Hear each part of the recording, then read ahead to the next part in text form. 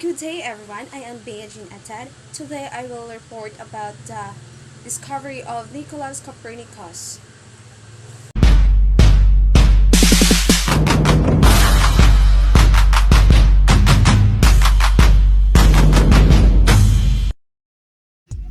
Nicolaus Copernicus, one of the Renaissance men, particularly in field of science, is Nicolaus Copernicus. Knowledge about the nature of the universe has been essentially unchanged since the great days of ancient Greece, some 1,500 years before Copernicus came on these scenes, covering 2003. This continued after the Renaissance period.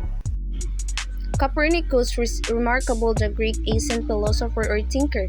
He did not do anything expensive such as observing heavenly bodies or inviting people to test his ideas. His ideas an example of what is presently called thoughts of experiment.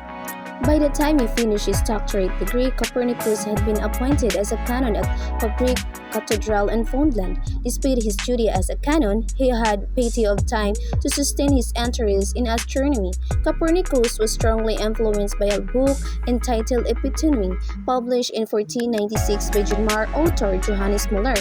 This book contains Müller observations of the behavior and some contemporary early work, especially that of photonomy. Copernicus' ideas and model of the universe was essentially complete in 1510. Not long after that, he circulated a summary for his idea to his few close friends in manuscript called Commentarius, little contemporary. There was no proof that Copernicus was concerned about the risk of persecutions by the Church of if he published his idea formally. Copernicus was a busy man. His duty as a canon and as a doctor affected his time to formally publish his work and advance his career in astronomy.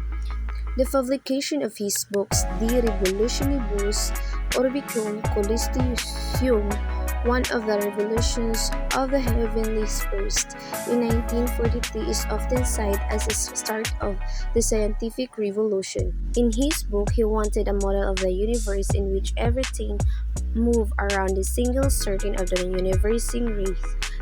Covering 2003, Copernicus placed the sun to be the center of the universe.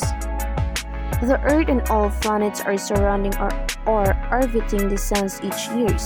The Moon, however, would still be orbiting the Earth.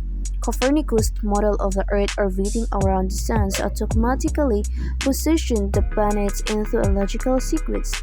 In his model, Copernicus outlined two kinds of planetary motions. First, the orbits of the Venus and Mercury lay inside of the orbits of Earth, which is closer to the Sun. And second, the orbit of Mars, Saturn, and Jupiter lay outside the Earth, orbit those farther from the Sun.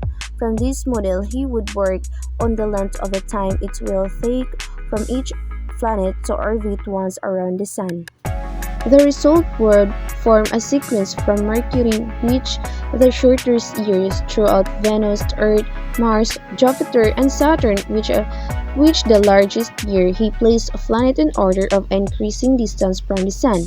One of the greatest problems in Copernicus' model, however, was the positions from the stars. The stars cannot be placed in a fixed position like a crystal in a distant space. Copernicus is also an curious man. Although the Copernicus model makes sense now, during this time it was judged to be a heretic, and therefore it was an acceptable idea to be taught to Catholics.